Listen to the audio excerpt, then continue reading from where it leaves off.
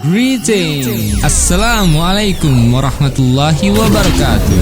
May the peace, mercy, and the blessing of Allah be with you. Welcome to Boma Trip Show. Ya, assalamualaikum warahmatullahi wabarakatuh. Ketemu lagi dengan saya di kelas online. Kali ini ada guru tamu lagi. Kalau saya udah online gitu berarti ada guru tamu ya. Kali ini dengan wartawan senior televisi nasional. Pokoknya anak milenial emang kurang kenal, tapi tanya orang tua kalian pasti kenal banget. Dan siapapun yang suka dengan olahraga, siapa yang suka olahraga? Kamu suka olahraga? Oke. Kalau kamu suka olahraga pasti tahu banget dan harus tahu banget. Kalau nggak tahu harus tahu banget karena ini legendnya Indonesia nih. Pasti siapapun yang suka olahraga zaman dulu pasti tahu orang ini. Siapa orangnya?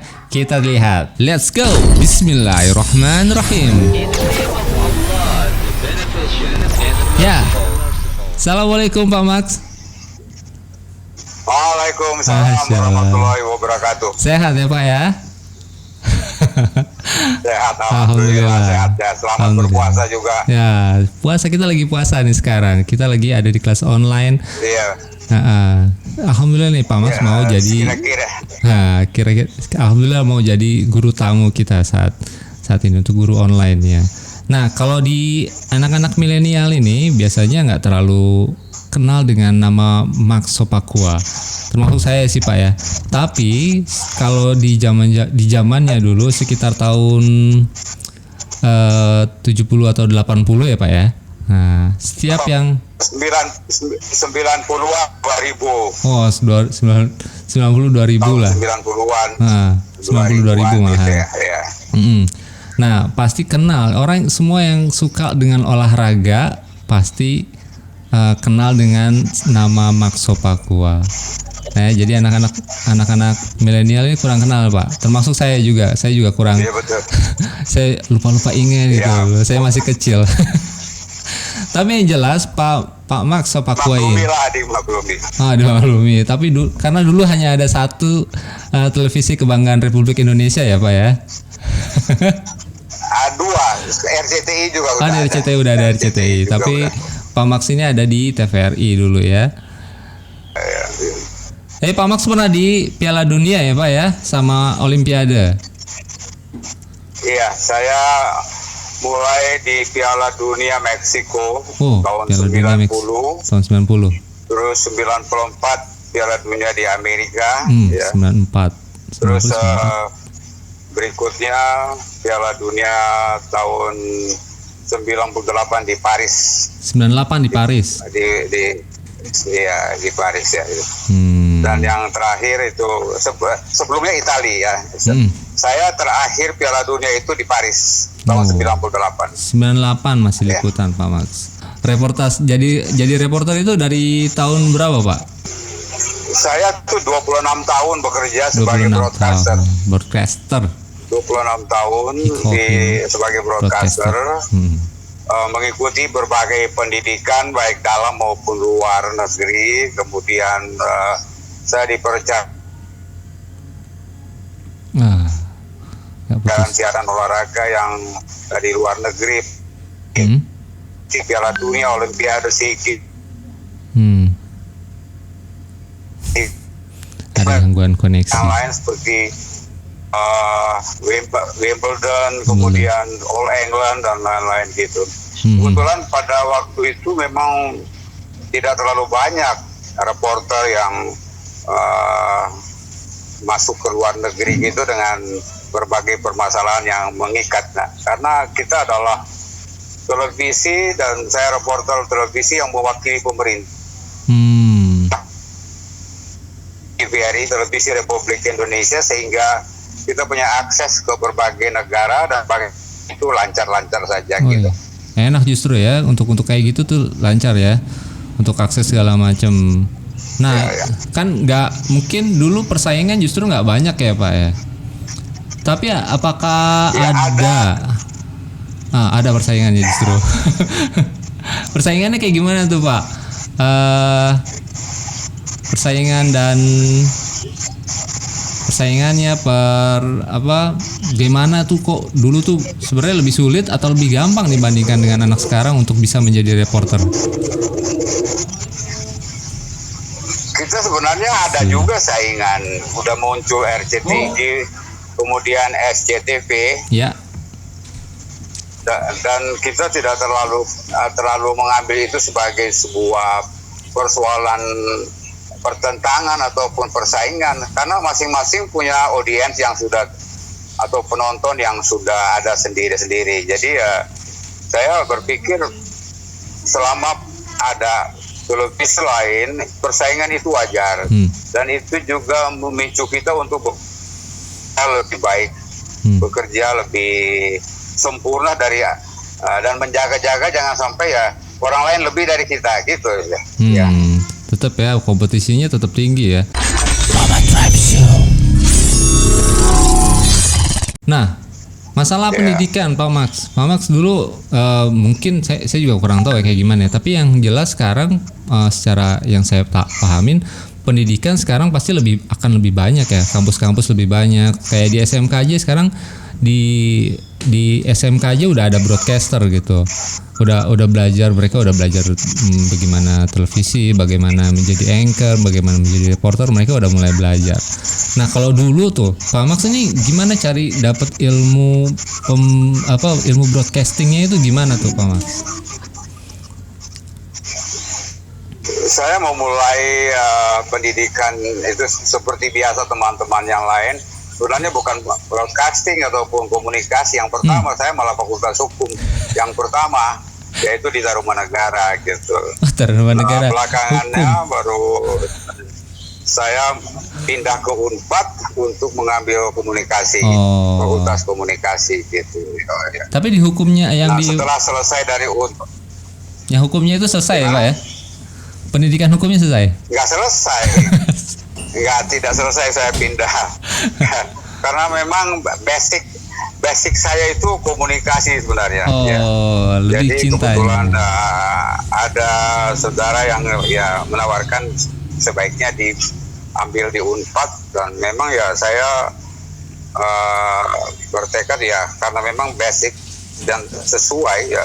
Saya mengambil komunikasi. Dulu namanya Fakultas Publisistik. Publisistik. Sekarang namanya Fakultas Komunikasi. Ya, betul. Dulu kami itu publisistik gitu ya, di Unpad. Nah, setelah selesai dari Unpad baru saya ke TVRI. Oh gitu. Itu sekarang cerita dari pendidikannya tuh Unpad. Nah, kalau Pak Max ini publisistik. Nah, sebenarnya publisistik itu sekarang diganti sama jurnalistik. Kalau di kampus saya Pak, saya jurusan jurnalistik. Bukan?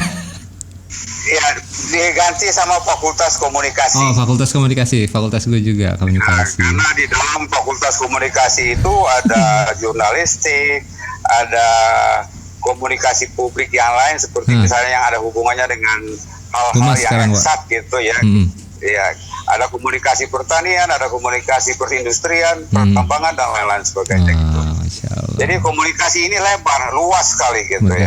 Lebar. Dan sekarang jurusannya salah satunya adalah yang jurnalistik itu. Jurnalistik. Jadi kalau mau jadi reporter nanti kuliahnya ke jurnalistik nih teman-teman di SMK. Ya, nah sekarang setelah setelah kuliah terus bisa masuk tuh ke TVRI. Gimana nih perjuangannya? Ada susah nggak sih waktu itu tuh Pak buat jadi seorang reporter, apalagi jadi reporter dulu deh. Saya belum spesifikin ke olahraga. Kalau olahraga ini cara penulisan beritanya, yang saya tahu tulisan berita olahraga ini beda. Dia nggak boleh, dia tetap faktual tapi kita bisa mainin opini ya Pak ya kalau di olahraga. Cuman gimana tuh bisa masuk ke TVRI itu, ada perjuangannya itu seberapa berat Pak waktu itu Pak? Saya kira begini. Semuanya itu sama, tergantung niat Anda ya. Niat mau kemana, dan memang harus patuh kepada niat itu kalau mau gitu. Persaingan itu biasa. Untuk masuk dalam sebuah perusahaan, sebuah instansi, kita dihadapkan dengan berbagai kendala. Misalnya kendala terhadap SDM-nya, kemudian terhadap yang ada di sana gitu, dan apa saja yang harus kita lakukan. Tetapi itu adalah sebuah portofolio yang harus kita capai. Artinya kalau Anda mau main di broadcast, Anda mau main di dunia penyiaran, dunia jurnalistik dan lain-lain sebagainya, Anda harus siap. Apapun yang harus Anda lakukan itu adalah sesuatu yang harus diterima oleh publik. Artinya publik itu akan menyampaikan penghargaan kepada Anda apabila yang Anda lakukan kepada publik itu disenangi. Nah, ini teorinya seperti kita belajar public speaking. Ya. Dalam public speaking itu jelas ketika Anda berbicara dan orang mengangguk-angguk, itu tandanya orang setuju. Tapi kalau Anda berbicara dan katanya cemberut, dia berarti dia tidak mengerti apa yang Anda sampaikan. Nah, ini faktor-faktor yang sangat menentukan bagi mereka yang mau masuk dalam dunia broadcast, apalagi yang masuk dalam ya reporter, pembicara, penyiar, interviewer, dan lain-lain sebagainya. Anda hati-hati karena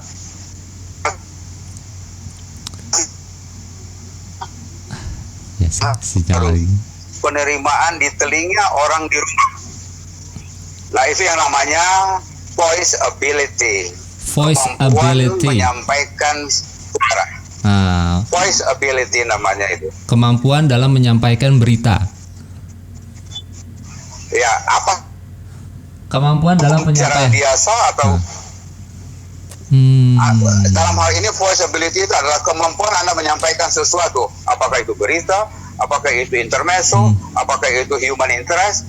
Yang jelas orang dengar dan ngerti dan senang. Itu saja persoalannya. Nah, itu yang perlu kalian nih yang mau jadi reporter, yang mau jadi ya broadcaster lah Pak ya, pasti ya broadcaster itu perlu banget yang namanya voice ability.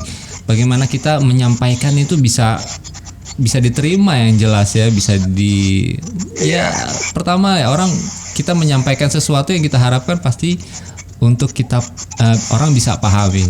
Nah, itu yang pengolahan pemilihan kata barangkali Pak ya. Pemilihan kata, intonasi dan kekuatan dalam vokalnya. Artikulasi. Artikulasi. Ya, betul. Jadi itu yang menjadi acuan ya. Jadi yang disebut voice ability itu adalah kemampuan Anda menyampaikan sesuatu.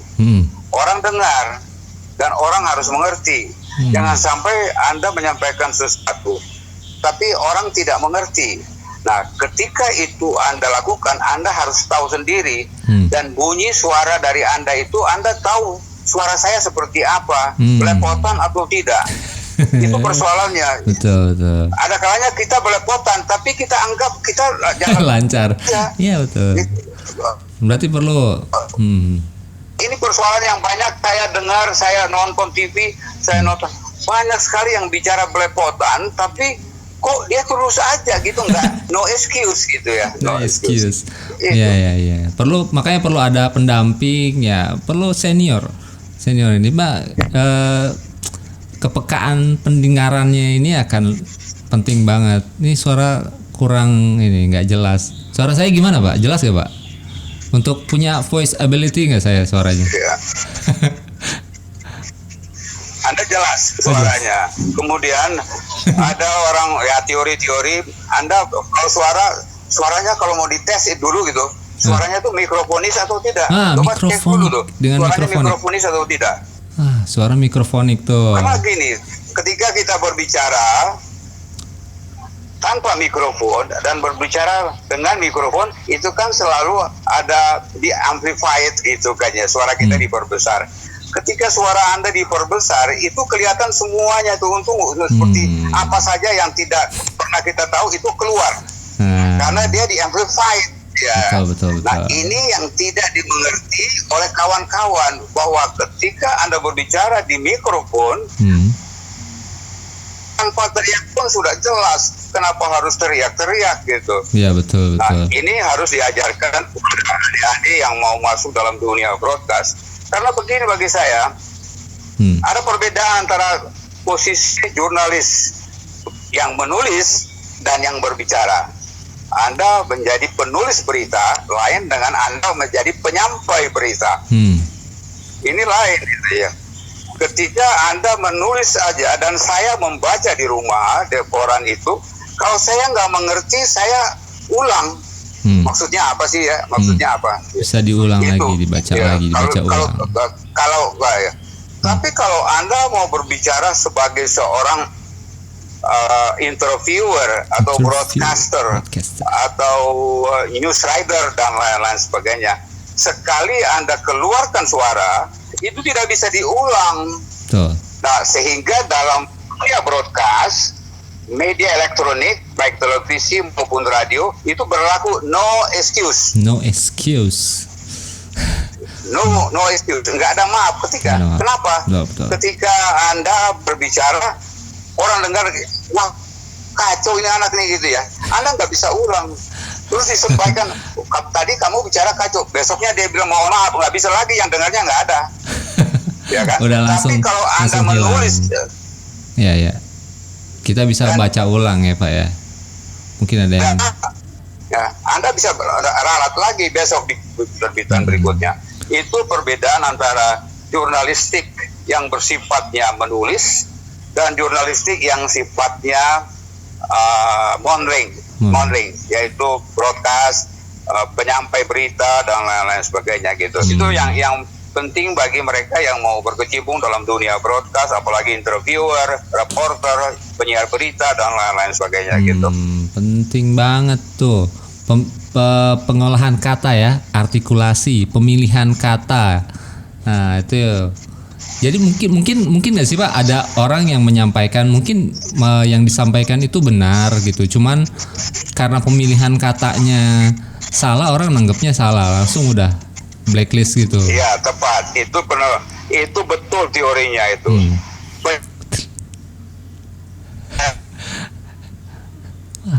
Jaringan. Baru, makanya yang penting itu dipelajari dulu ya public speaking. Public speaking. Public speaking itu sangat menentukan suara Anda keluar di public speaking.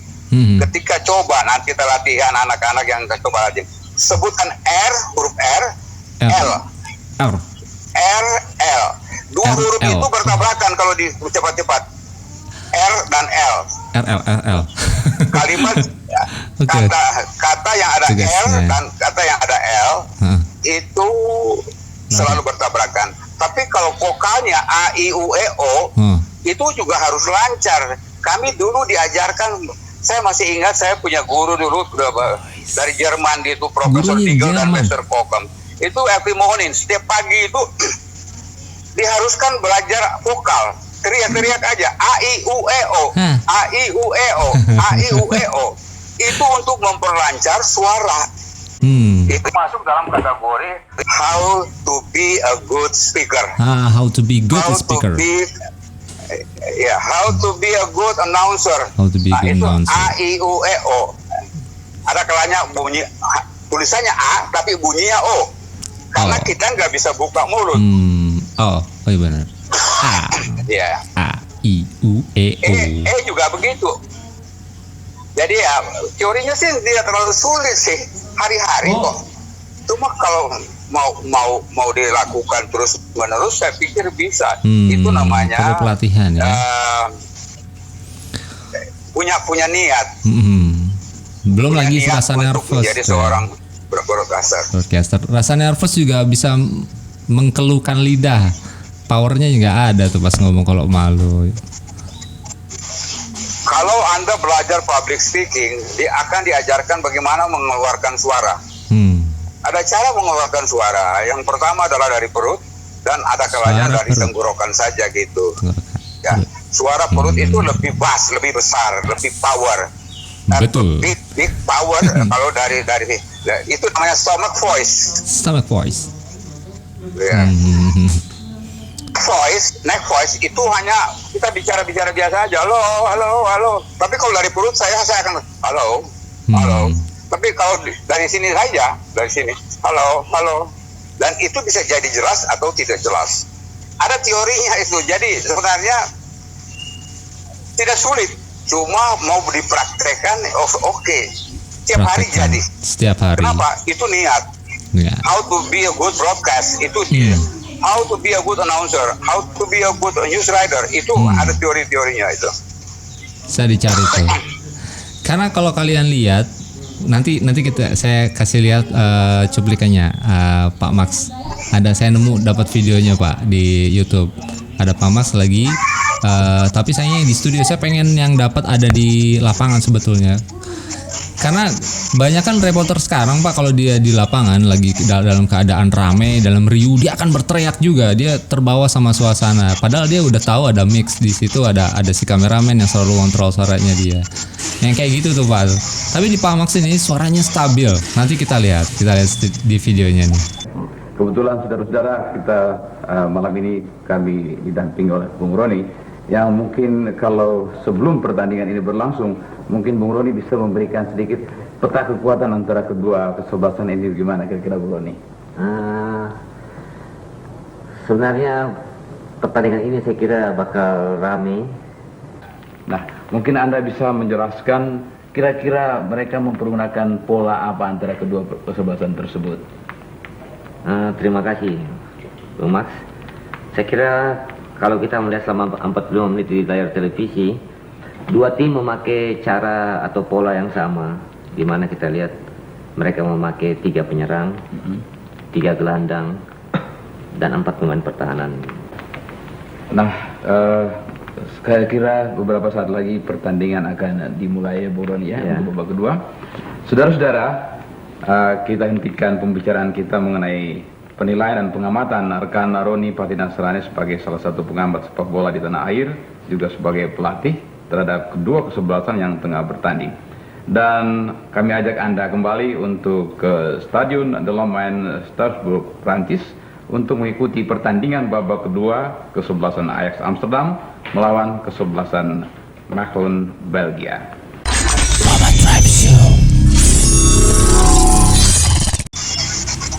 Nah, kayak gitu tuh Pak. Gimana bisa stabil kayak gitu tuh? Dan biar bisa stabil kayak gitu gimana tuh Pak? Bagaimana? Ini Dah. putus-putus ini. Itu biar stabil suaranya, kan dalam keadaan apapun dituntut untuk tetap stabil. Kayak di dalam reporter kita, sekalipun dalam keadaan kita sedang berdebat atau gimana ya, dalam keadaan kondisi lagi, apalagi dalam nonton bola, nggak mungkin lah pas lagi udah mau gol itu pasti terpancing ya, walaupun nggak terlalu tapi udah mendekati, tapi kita tetap stabil. Anda harus punya kemampuan yang disebut voiceability. Saya pernah reporting Piala Dunia itu dari di Amerika, Piala Dunia 94 di Amerika. Di tempat para televisi itu ada sekitar 500 televisi yang berjejer dengan boxnya masing-masing. Betul. Untuk menyampaikan siaran langsung itu. Kebetulan saya reporternya pada waktu itu. Saya ada boxnya dari televisi Cina, CCTV. Sebelah saya lagi dari Arab. Ya, Anda tahu suaranya kencang, gitu kan ya. Sehingga kita tertutup gitu. Itu 300 sampai 400 televisi. Pada waktu itu pertandingannya di Orlando kalau nggak salah. Reporternya doang. Nah, itu reporternya doang tuh Pak ya, 500 orang mungkin riuh tuh. Bukan 500 orang, itu boxnya tuh ada 500. Boxnya doang 500. Yang disebut commentary box. Jadi box. setiap televisi dari setiap negara boxnya dipasang boxnya di situ. Boxnya doang 500. Tapi tidak ditutup, hanya berdampingan. Ya. Hanya berdampingan.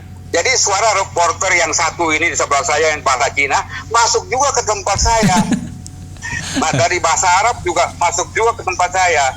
Kenapa? Mereka tuh berteriak-teriak gitu kan ya. Terbawa suasana. Yang jelas kalau udah itu banyak, alhamdulillahnya banyak sekali gitu. Jadi itulah kemampuan kita untuk bertahan. Bagaimana membuat laporan itu terperinci dan bisa ditonton di Indonesia dengan baik. Bayangin tuh ya. Biarpun kita terpengaruh dengan berbagai situasi yang ada di tempat kita gitu. Itu saya alami di Meksiko. saya juga alami di mana-mana gitu. Ya, apalagi udah pasti Bagaimana kita ngeluarin biaya berhadapan banyak. dengan orang lain. Betul. Gangguan itu harus diberesin. Nah, Insya Allah. ya jadi kalau dibilang bahwa reporter harus bagaimana karena rame dan lain-lain sebagainya, itulah ujian bagi dia. Di tempat Reporter- yang ramai, di tempat kerusuhan, di mana-mana Anda harus stabil dengan mikrofon di Ya. depan Anda. Itu adalah ujian. Saya dari sini gitu ya. Jadi dia harus berbicara Harus seolah-olah tenang, dia ya. mampu mengatasi semuanya. Harus konsisten, istiqomah nggak dia sama voice ability-nya dia tuh. Harus Apapun. istiqomah dulu lah gitu ya. Ya, walaupun kerusuhan kayak gimana mau dalam kondisi perang pun kita harus tetap voice ability kita harus tetap konsisten. Apalagi Anda terjun di situasi perang. Ah. Kawan saya itu almarhum Mas Hendro itu adalah wartawan perang. Ah, Masya Allah. Tembak-tembakan dan lain-lain itu dia ada di samping tembakan-tembakan itu. Dan itu sebuah kerja, sebuah hal yang membuat orang semua tahu dia bahwa dia meliput dari arena perang gitu. Tuh, reporter voice ability mesti tetap kelihatan ganteng apapun yang terjadi kondisinya, Pak ya. Ya.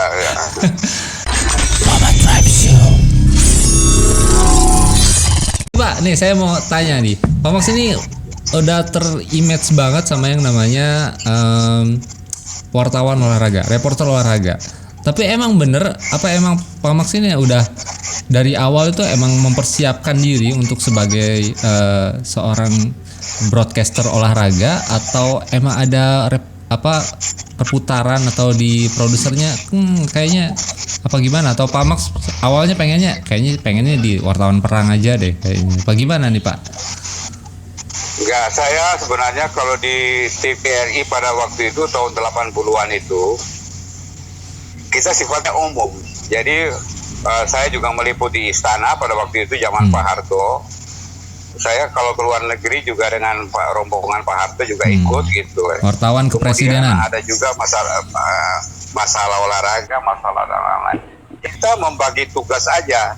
Tetapi kemudian lama-kelamaan ada hal-hal yang membuat kita ada spesifikasinya di mana gitu, spesialisnya di mana.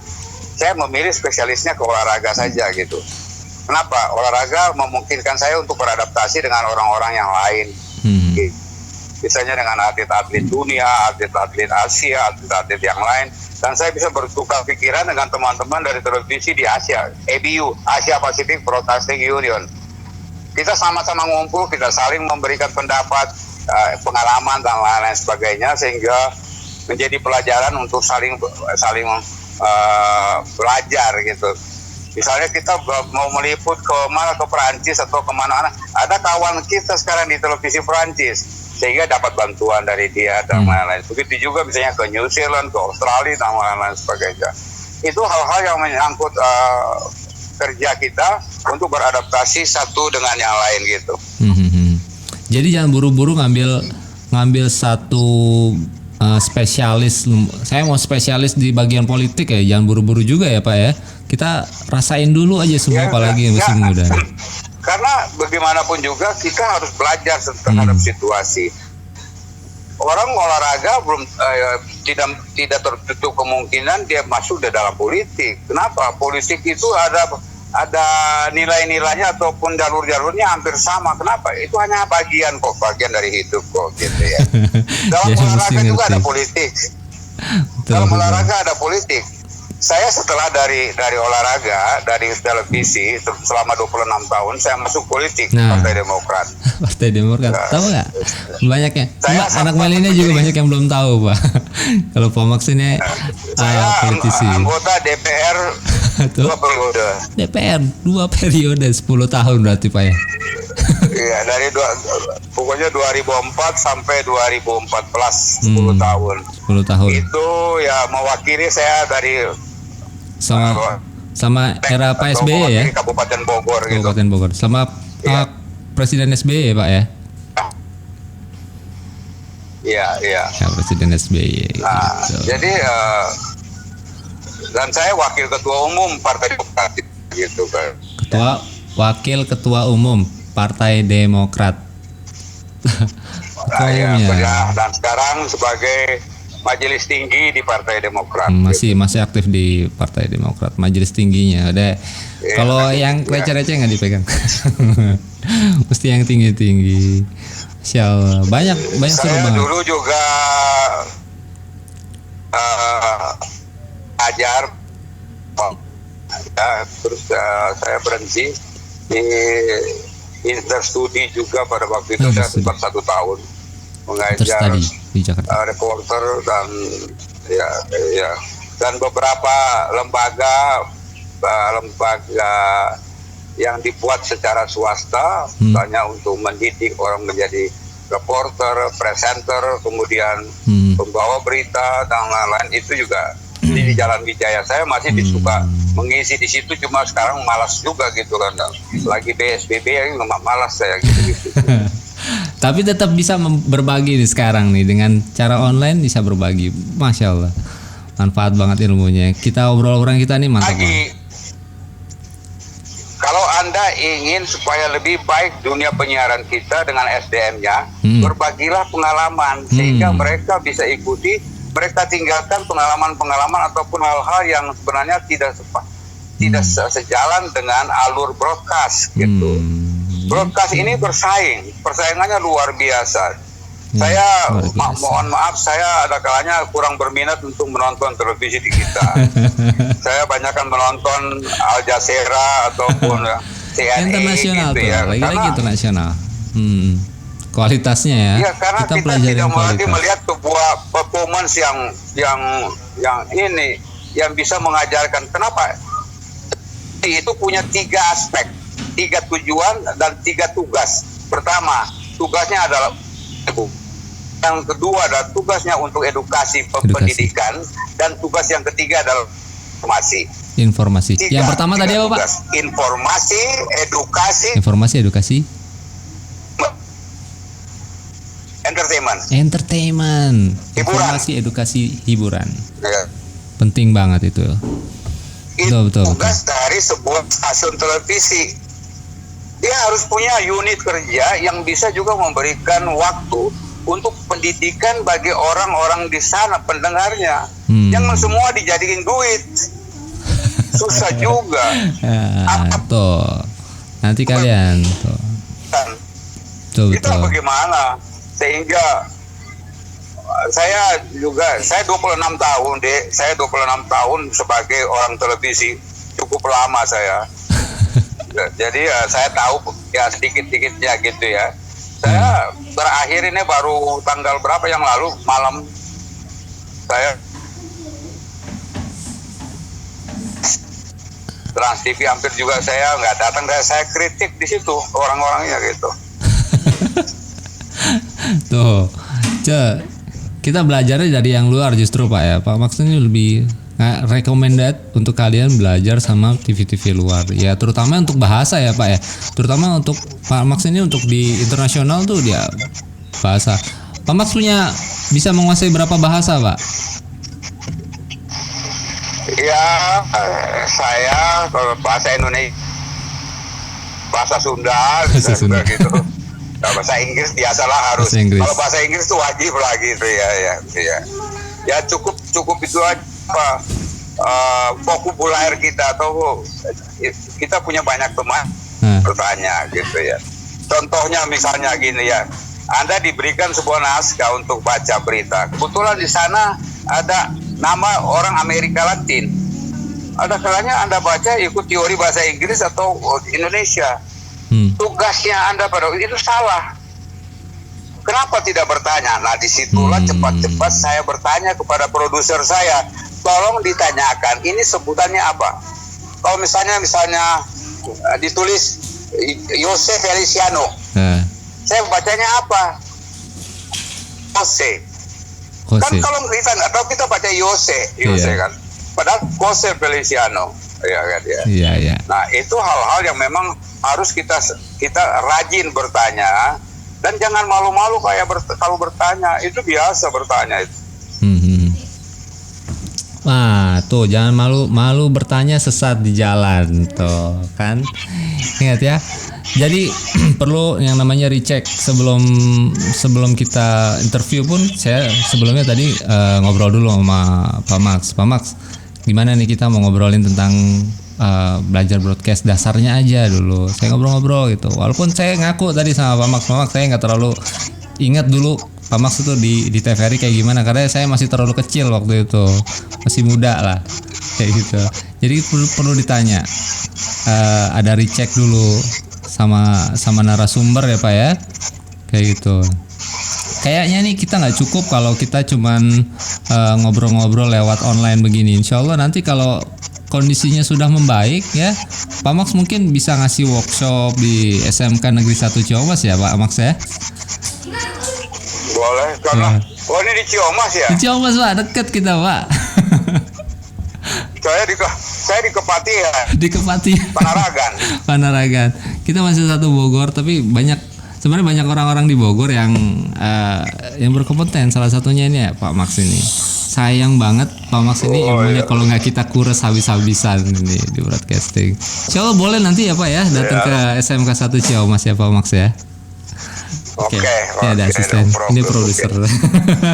Oke Pak Max, sebelum kita udahan nih, sebelum kita closing, ada nggak nih tugas untuk anak-anak SMK untuk mereka mempersiapkan menjadi seorang broadcaster yang tangguh, yang konsisten, yang istiqomah dengan voice ability-nya? Nih, kira-kira ada nggak tugas buat mereka nih, Pak Max?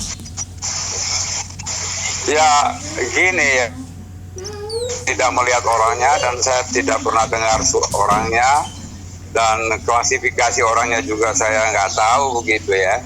Untuk memberikan tugas itu agak sulit.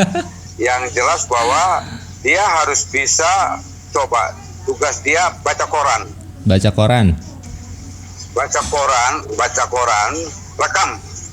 rekam. Dia baca koran, rekam. Dia maksudnya jadi reporter gitu. Hasil. Oh, betul gitu ya. Baca koran. Atau kalau sekarang bisa majalah ini aja ya, online aja, portal berita aja. Iya, gini, kenapa harus koran? Tapi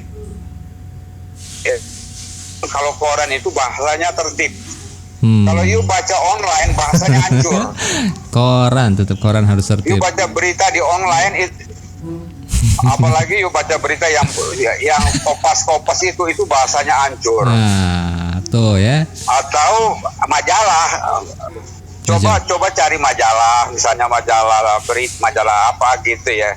Karena hasil tulisan itu sudah dikoreksi oleh redaktur. Betul. Sehingga baik titik, komanya pun juga teratur gitu. Tapi kalau kita baca di online itu ke kolom empang itu nggak ngerti kita sama sekali. Itu merusak generasi. Betul. Saya kasih tahu, itu merusak kita. Kenapa? Kita tidak pernah diajarkan bagaimana mempending sebuah kalimat, sampai batas mana saya harus titik dan sampai batas mana saya harus koma. Kenapa? Bagi kita yang baca biasa nggak jadi soal. Tapi kalau itu dalam penyampaian berita, itu habis napas kita. Bagaimana kita harus menarik napas untuk menyampaikan dengan kalimat yang panjang, titiknya nggak ada, komanya nggak ada. Mencret kita nantinya tuh begitu jadi. Udah nih, wartawan senior udah mulai emosi. Jangan baca online. Kasihkan pekerjaan, carikan majalah, baca satu berita saja atau setengah berita, tapi rekam suaranya. Nah dari situ dia dengar sendiri. Ya, dia dengar lagi suaranya kayak apa. Kalau udah, nah dia latihan lagi, baca lagi, sehingga yang saya sebutkan tadi, possibility, RL, sirkulasi, artikulasi, dan itu betul. RLAIUEO titik koma itu jelas. Itu baru dia bisa menjadi penyampai berita, interviewer ataupun ya orang-orang broadcaster, atau baru dia bisa dinamakan broadcaster. Oke, Masya Allah. Banyak banget manfaatnya hari ini kita dapat dari Pak Max Sopakua, seorang senior broadcaster khususnya di bidang olahraga. Oke ya, Pak Max, terima kasih banyak. Tapi sebelum kita udahan, Pak Max aja yang nutup pembicaraan kita kali ini dengan gayanya Pak Max yang sangat khas. Boleh Pak ya? Gimana? Putus-putus. Closingnya Pak Max yang bikin closing dengan gaya reportasenya Pak Max. Ya. Oke. Dengerin. Dengarkan saya bikin closing ya. Bikin closing. Penonton dan pemirsa sekalian, baru saja kita dengarkan hasil wawancara saya dengan sebuah radio yang ada di daerah Ciamis. Kita berbicara tentang bagaimana menyampaikan berita dengan baik, artikulasi dan intonasi serta voice ability. Dan sudah tentu ini akan sangat bermanfaat bagi generasi penerus yang ingin masuk dalam dunia broadcaster. Mudah-mudahan dengan niat yang baik. Kenapa? Karena kita punya filosofi yang disebut bahwa a strong will can make something impossible to be possible. Kita punya niat yang kuat akan membuat sesuatu yang tidak mungkin menjadi mungkin. Itulah yang ditulis oleh Abraham Lincoln. Sampai jumpa dan wassalamualaikum warahmatullahi wabarakatuh. Waalaikumsalam warahmatullahi wabarakatuh. Jazakallah khair Bapak Max Sofakua. Ya, gimana? Dapat banyak manfaat kan dari Pak Max Sofakua, reporter senior, wartawan olahraga. Saat TV masih kurang, nah dia ada di situ. Ya. Oke, sampai ketemu di kelas online berikutnya. Mudah-mudahan kita dapat narasumber yang lebih keren-keren lagi. Oke ya. Subhanakallah bihamdik asyhadu an la ilaha illa anta astaghfiruka wa atubu ilaik. Assalamualaikum warahmatullahi wabarakatuh. Thank you for listening. See you next time. Jazakumullah khairan. Wassalamualaikum warahmatullahi wabarakatuh.